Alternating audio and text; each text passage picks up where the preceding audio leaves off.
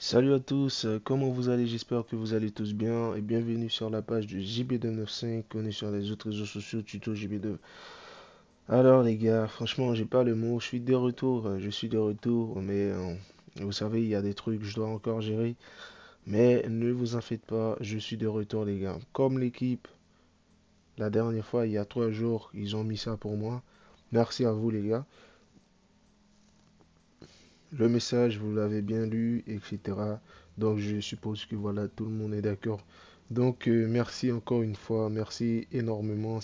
Ça montre les gars à quel point le taf que j'avais fait pour vous et je vais continuer de faire en fait, c'est important. Donc ça me tient à cœur énormément les gars. Alors, les devs, euh, on a un JB995 encore une fois les gars qui en fait franchement c'est voilà c'est époustouflant. On va regarder ensemble les gars. Il s'appelle Nathan Lema. Lui les gars c'est comme vous. Il n'arrêtait pas de me poser des questions tout le temps. À chaque fois il y a un petit projet, il me pose des questions concernant etc. Va voir les gars, va regarder les gars. La dinguerie les gars. Franchement c'est voilà j'ai pas les mots. Nathan Lema, grosse force, grosse force. Continuez, continuez parce que moi, personnellement, je vous dis l'équipe, à tous les deux, j'ai 7 projets. Pendant mon absence, j'avais mis pas mal de trucs parce que c'est un peu personnel de ce côté-là pour vous. Mais il y avait 7 projets que moi-même j'ai toujours dit, il faut que je termine avec ces 7 projets-là avant que même je mette fin euh, à cette partie-là, c'est-à-dire Java Swing, etc. Euh, Après, c'est lui qui va gérer, les gars. C'est lui. Pareil pour Python. Il y a 7 projets que je dois avoir avec vous. Après ça, je pense que s'il y a un JB995 qui montre, voilà, on va dire, son talent, c'est lui en fait, on va donner la force, c'est lui qui va prendre, voilà, la responsabilité de ce côté-là. Et moi, je vais parler autre chose sur la chaîne, etc. Donc, vous le savez déjà, la chaîne de JB995, je l'ai souvent dit, je l'ai répété, moi, j'ai aucun problème du moment que, voilà, l'importance de la chaîne, c'est que tu viens ici, tu récupères ce que tu en as besoin, tu vois, et ensuite, je veux pas que tu restes définitivement sur la chaîne. Ça, je l'ai toujours dit, c'est pas aujourd'hui, c'est pas demain, ça, c'est toujours, toujours, les gars. C'est comme une étape. Notre chaîne de JB5, il trouve en fait la possibilité de trouver votre voie, en fait, le chemin même tu dois prendre, tu vois, donc en termes de programmation, etc., les gars. Donc c'est parti. Donc l'équipe, il m'a préparé un petit truc. Voilà, c'est ça les gars. Donc voilà, on va diviser ce tutoriel en plusieurs étapes. Et après, je pense que, je sais pas, est-ce que c'est comme ça que je vais le faire. Ça dépend de, voilà, mon emploi du temps, etc. Parce que voilà, c'est vraiment chargé. J'ai vu beaucoup de messages, beaucoup de demandes. Donc je vais regarder, donc tout ça, etc. Peut-être que voilà, ces gens-là, ils ont déjà trouvé d'autres possibilités, mais je sais pas encore. On va regarder pour voir ce que voilà on peut faire en fait pour eux. Donc l'équipe m'a préparé un petit truc comme ça. Prérequis toujours langage de programmation Java, IDE NetBeans. Je sais qu'il y a pas mal d'éclipses les gars, donc voilà, mais on va faire les choses comme ça doit étape par étape. Tu vois, par exemple, si là, ce projet, c'est NetBeans, l'autre projet va être Eclipse, ainsi de suite, les gars. Base de données MySQL, objectif, c'est de concevoir une application de gestion en Java, te familiariser avec l'IDE, NetBeans, etc., les gars. Vous familiariser avec MySQL aussi, pourquoi? Parce que quand on va créer notre base de données, notable, en fait, c'est important. Maintenant, contenu pédagogique, c'est comment créer une fenêtre, c'est pour, en fait, c'est ça que je me suis dit. Par exemple, je pouvais faire tout dans en fait, dans une même vidéo, tu vois, dans cette vidéo-là. Mais parfois, tu vois, il y a des gens, ils veulent en fait, ces gens-là, ils veulent uniquement une seule chose, tu vois. Et ils veulent pas en fait la totalité de notre vidéo. Ils veulent juste une partie. Par exemple, prenons les cas, si la personne cherche comment créer une fenêtre de démarrage. Tu vois, donc voilà, peut-être que lui, il va dire la vidéo, ça dure 2 heures de temps, donc je pense pas ce que je recherche, je pense pas que ce que je recherche, donc je vais trouver ça dans cette vidéo parce que c'est 2 heures de temps. Donc voilà, en fait, j'ai fait en fonction parce que je sais que voilà, l'être humain, il aime vraiment la simplicité, donc c'est pourquoi moi, j'explique énormément de façon naturelle presque dans toutes mes vidéos, les gars. Donc c'est comme ça, je le vois. Je sais pas pour vous. Donc vous allez voir, aujourd'hui on va développer comment créer une fenêtre de démarrage avec des explications franchement très importantes. Et la seconde partie, ça va être comment créer une fenêtre de connexion, voilà, etc. Ça va être ça comme titre, etc. les gars. Donc c'est parti. Donc pour cela, on va faire quoi les gars? Est-ce que, dites-moi les gars, franchement, est-ce que, par exemple ici là, je vais expliquer, ou bien, ok, dans cette vidéo-là, je vais expliquer la partie de démarrage.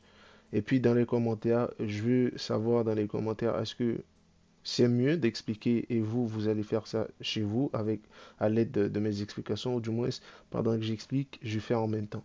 Tu vois, donc je veux savoir les gars dans les commentaires. Pour cela, on va commencer ainsi. Par exemple, prenons le cas directement NetBeans, vu que c'est NetBeans on va utiliser, tu vas directement chez Google, tu vas installer NetBeans sur votre PC. Donc ici, tu vas faire recherche NetBeans. Ok, vous venez d'ouvrir votre IDE NetBeans. Qu'est-ce que tu dois faire? Tu vas directement dans File, tu vois ici dans New Project, et ensuite Java, Java Application, Next, etc. les gars. Donc, immédiatement que tu viens de créer votre projet, ça va être ainsi.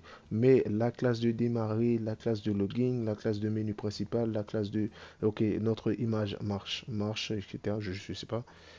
Ok.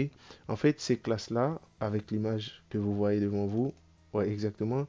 Donc, voilà. En fait, dès le départ, il n'y a pas, ces classes-là n'existent pas, tu vois. Il y a uniquement ces classes-là.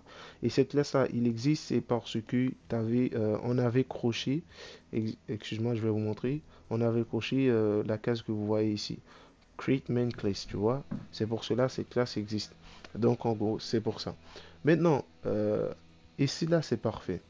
On va regarder ce que l'équipe nous a préparé. Comment créer une fenêtre de démarrage? Une fenêtre de démarrage, on va dire, c'est un passage. C'est une action en fait en fait, c'est une action qui va nous permettre en fait, de rendre visible une autre classe. Mais on va dire c'est juste un petit truc, un petit design, tu vois. Je sais pas comment je peux vous expliquer. C'est pas vraiment obligatoire, tu vois. C'est juste que moi, je l'ai fait comme ça, comme peut-être que vous aussi, vous avez envie de le mettre dans votre projet, etc. Non, donc c'est pas obligatoire, tu vois. C'est juste une action, en fait. C'est juste une action ou un point de départ, tu vois. Ou c'est juste un point de départ, etc. Donc c'est dans ce point de départ aussi, il y a pas mal de trucs à expliquer, tu vois ce que je veux dire? C'est pour ça, je l'ai dit, bon, je l'ai fait plutôt. Je me suis dit, ok, bon, vas-y, pourquoi pas les gars, tu vois, donc voilà. Donc l'équipe m'a préparé des petits trucs, par exemple ici en Gilet Ball est une zone pour afficher une chaîne code, etc. J'ai Progress Bar affiche visuellement la progression d'une tâche, et ici, c'est là où on va afficher l'état de notre progression ici. Tu vois, donc l'équipe, il a bien travaillé les gars, merci à tous ceux qui m'ont donné la force, qui m'aident dans ce moment, etc. les gars. Donc regardons ici de plus près. Maintenant, notre classe SuperEd Demo, c'est ça. Notre première classe, les gars, c'est cette classe-là. On va faire une double-clic. Donc, ou bien on fait comme ça, on fait Open. C'est la même chose, les gars. Maintenant, le code que vous voyez ici, prenons le cas, il n'y avait pas ça. On va faire un CTRL X. C'est comme ça va être, les gars. Tu vois, c'est comme ça va être. Ça, c'est notre classe statique voidMain. C'est ça qui va démarrer notre logiciel. Sans ça, notre logiciel ne peut pas démarrer. Public static voidMain. Vu que, regardons encore, vu que c'est une classe d'action qui va nous permettre voilà, de manipuler quelques éléments, ou du moins quelques composants, ainsi pour appeler notre classe qu'on veut faire appel, c'est-à-dire la classe de connexion. Donc, il nous faut des éléments. Il nous faut des éléments, il nous faut encore une autre classe. Donc, l'autre classe, c'est ça, les gars. C'est la classe de démarrer. Donc, pour créer cette classe, c'est ici, tu vas directement dans votre package. Je ne sais pas quel nom vous allez donner ça. Tu vas faire un clic droit, New et JFrame. Donc, après avoir fait JFrame, c'est ça votre JFrame. Vous voyez, c'est ça. Tout ce que vous voyez ici sur votre JFrame, ce sont des composants. Ici, au niveau de NetBeans, vous allez les retrouver ici, là. Par contre, sur Eclipse, c'est pas pareil. Ne vous inquiétez pas. Maintenant, votre JFrame, c'est ça. Il y a beaucoup de composants ici. Tout ça, c'est depuis votre JFrame. Maintenant, au niveau de couleur, par exemple, au niveau de couleur, mais bien avant que je parle de JPanel, etc., il y a deux, trois choses, il faut que je vous montre. Par exemple, votre JFrame, il faut centrer ça en plein milieu. Pour centrer ça en plein milieu, tu dois directement dans Code, Generate Resize Code, et puis vous allez cocher les deux cases. Maintenant, il y a ce qu'on appelle Undecorated. Undecorated, en fait, on va éliminer les Resizable. Par exemple, les Resizable, c'est ça. Je vais te montrer c'est quoi. Voilà, vous voyez tout ce que vous voyez, on va dire barre de tâches, je sais pas c'est quelle barre, donc tout ça, etc. Les resizable, minimise, etc. Fermer, agrandir, réduire. Donc on élimine tous ces éléments que vous voyez ici. Par exemple, si depuis là, je fais un clic droit, je run, c'est-à-dire exécute mon projet, vous allez voir, ici, il n'y a rien en fait qui se passe, tu vois. Donc c'est ça, on élimine ces éléments-là. Maintenant, on est bien clair, on est bien d'accord que voilà, ça c'est notre JFrame. C'est ce que nous avons créé au niveau de notre package. Et ensuite, je vous ai dit, ces éléments que vous voyez ici, c'est quoi? C'est des composants. Donc ces composants, on les récupère ici et ensuite on va les mettre directement ici. Maintenant, regardons au niveau de couleur. Par exemple, au niveau de couleur, ça c'est notre JPanel. Vous allez voir qu'au niveau de couleur, c'est background. Il y a background et foreground. Ne vous inquiétez pas, je vais te parler du foreground. Foreground, en fait, c'est ce qui est à l'intérieur et extérieur. Donc, prenons les cas ici. Ok, ici.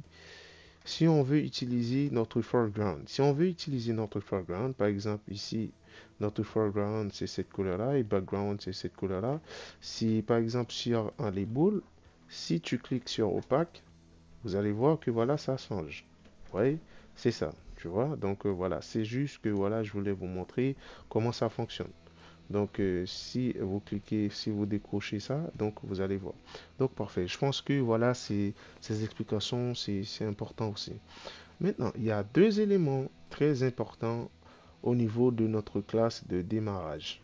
Notre classe de démarrage, ces éléments-là, c'est notre JProgressBar. Donc l'équipe, il avait mentionné pour nous. Voilà, ici, vous voyez, JProgressBar et l'état de notre progression, de notre barre de progression. Ici, ces deux éléments, pourquoi c'est important? Pourquoi? Parce que on va faire appel avec eux depuis une autre classe. Donc, l'autre classe, en fait, c'est cette classe-là que vous voyez ici. Tu vois? Jusqu'à présent, il n'y a rien, en fait, dedans. OK? Maintenant, qu'est-ce qu'il faut faire après avoir mis de côté?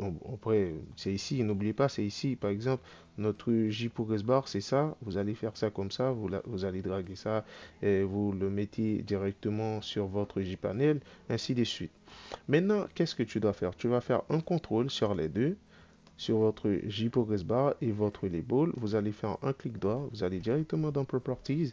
Regardez, dès le départ, votre variable modifiée va être ainsi, va être comme ça. Je vais te montrer par exemple celui-là, c'est pas modifiable, vous voyez, private.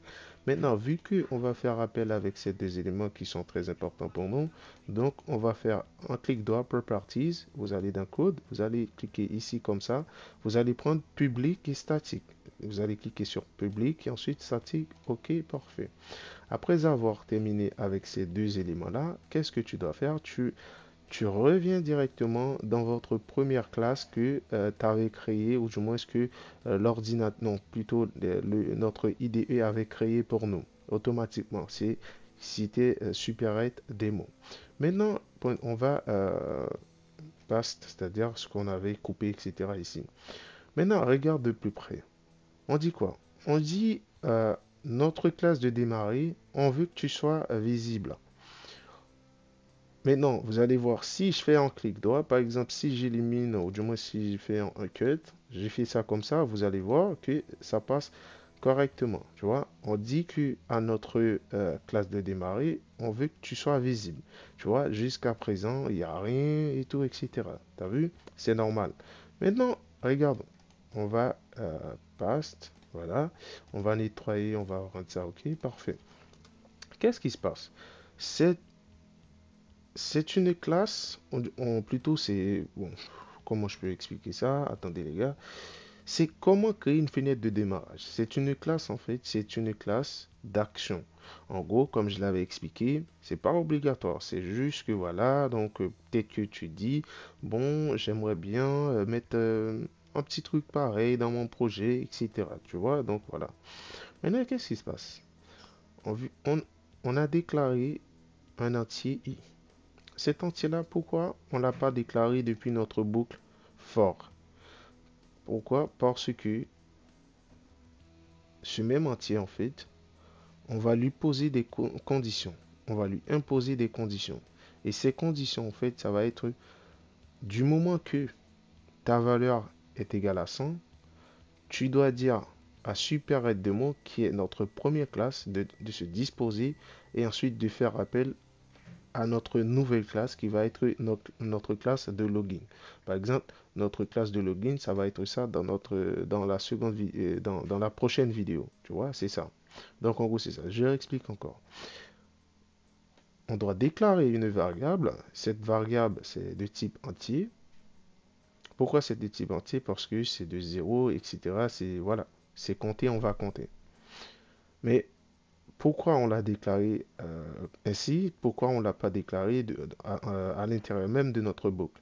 Pourquoi? C'est parce que on va dire à ce même variable en fait, du moment que tu es égal à 100, tu dois faire quelque chose pour nous. Donc c'est pour cela on n'a pas déclaré depuis notre boucle est fort. On pouvait déclarer aussi, j'ai pas essayé, mais je me suis dit, vaut mieux que je déclare ça en dehors de ma boucle, comme ça, pour éviter des erreurs. Je sais pas, peut-être que vous essayez de déclarer ici, par exemple, pour déclarer, tu dois faire un comme ça, et ensuite, voilà, essaie de déclarer pour voir est-ce que ça va marcher. Ok, les gars. Maintenant, regardons. Ici, try catch. Par exemple, on va faire ça comme ça.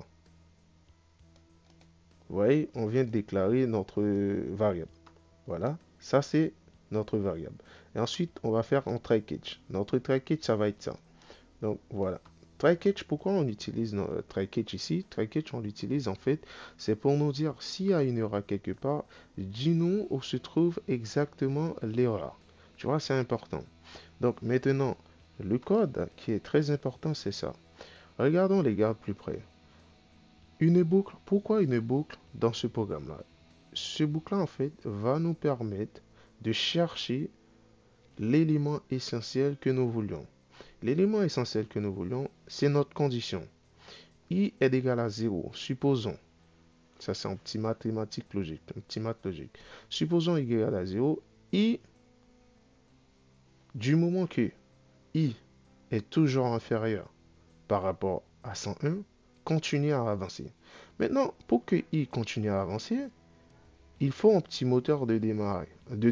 Il faut un petit moteur de démarrage. Ce petit moteur de démarrage, c'est notre trade. Maintenant, le trade, je ne sais pas si c'est la trade ou le trade, ne vous inquiétez pas, bon, je ne sais pas.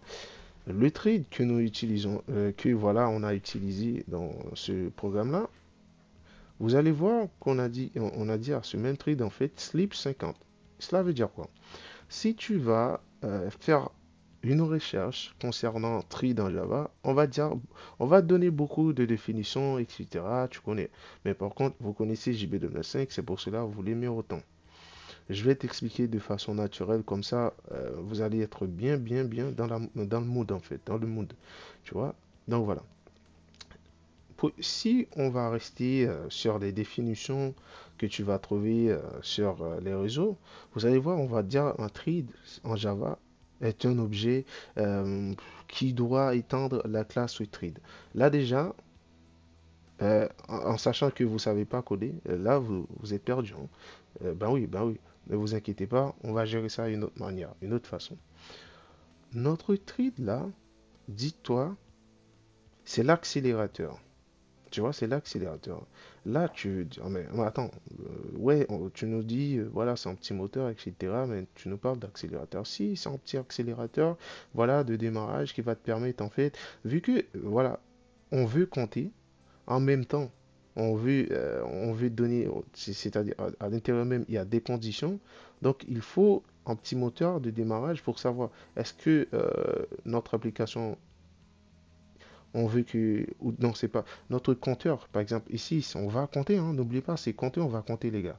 Notre compteur, en fait, on veut que ce soit rapide ou lentement. Regardons, ok?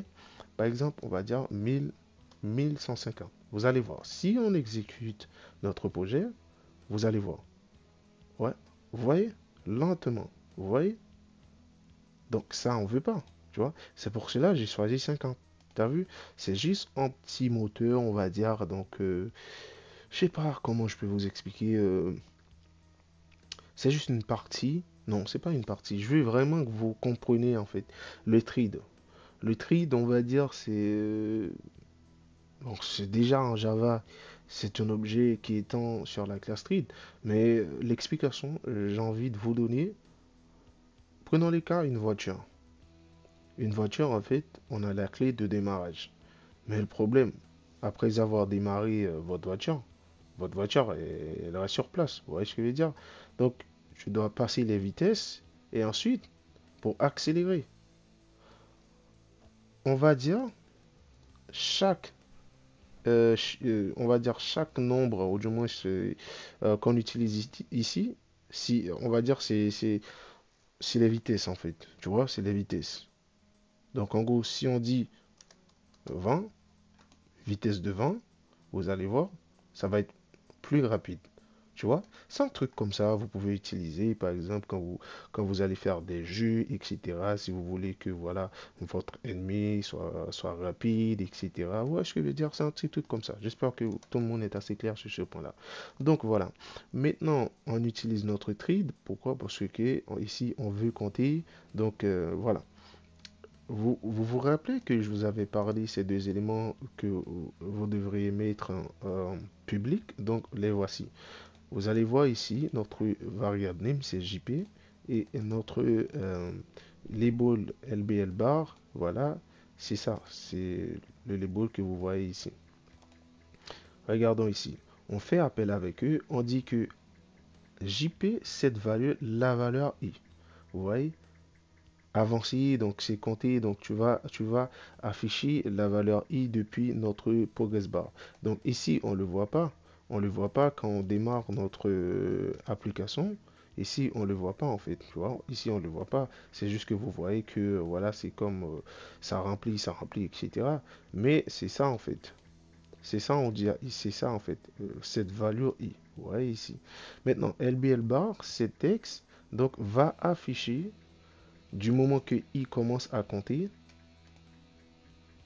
notre action commence à compter, ou du moins notre compteur commence, démarre, en fait, c'est ça.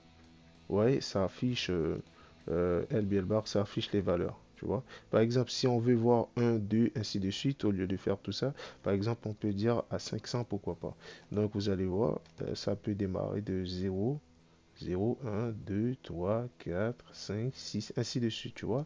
Donc voilà, comme je vous avais dit, c'est en sorte, c'est comme une vitesse ou je sais pas, tu vois. Donc en gros, je vous donne les définitions que vous allez trouver, les définitions que vous allez trouver concernant le trade.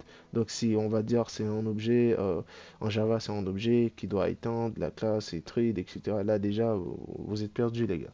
Mais du moment que tu dis, ah ok, j'ai BW5 m'a dit ok, le trade, en fait, c'est à chaque fois, quand je vais démarrer quelque chose, je peux l'utiliser. Donc, si le truc que je vais démarrer, si, si j'ai envie que ce soit plus rapide par rapport à telle chose, donc je vais utiliser .slip et puis ensuite je vais donner une valeur, et cette valeur-là, ça dépend en fait comment je veux que ma trade soit être en fait. Tu vois, c'est un truc comme ça, etc. Donc on l'utilise souvent dans pas mal de logiciels, tu vois. Donc voilà, moi j'ai utilisé ici pour créer cette fameuse méthode de démarrage, les gars. Et voilà. Maintenant, notre condition, c'est ce que nous avons dit dès le départ. If i, quand i égale à 0, tu vois, donc c'est pas à 0, excuse-moi, à 100, donc on dit à SuperHeadDemo, merci beaucoup pour le taf que tu as fait. Donc maintenant, fais appel à notre classe login qui c'est ça, tu vois, avec notre classe login, etc. Donc voilà, etc. Alors les gars, je suppose que voilà, tout le monde est assez clair. Essayez de faire vous-même, etc., de trouver d'autres solutions, tout ça. Dites-moi dans les commentaires, est-ce que vous aimez cette façon-là, ou plutôt vous aimez que voilà, en même temps je parle avec vous, je code aussi. Donc dis-moi dans les commentaires, c'est un plaisir les gars de parler avec vous, et merci encore une fois pour le soutien. Donc c'est immense, immense pour moi. Et n'hésitez pas les gars à donner la force à Nathan Lima. Franchement, c'est ça que j'aime en fait. C'est ça que j'aime. Donc l'important, c'est comme ça. Je vous vois aussi. Donc c'est comme Nathan Lima parce que lui, là, il a vraiment démarré cette année. Donc n'hésitez pas les gars à m'écrire en privé si vous avez des petits trucs à mettre, etc. Vous savez, la chaîne, c'est nous. C'est nous. Vous êtes JB295, je suis JB295 aussi. Allez les gars, à la prochaine pour la prochaine vidéo. Merci beaucoup. Ciao.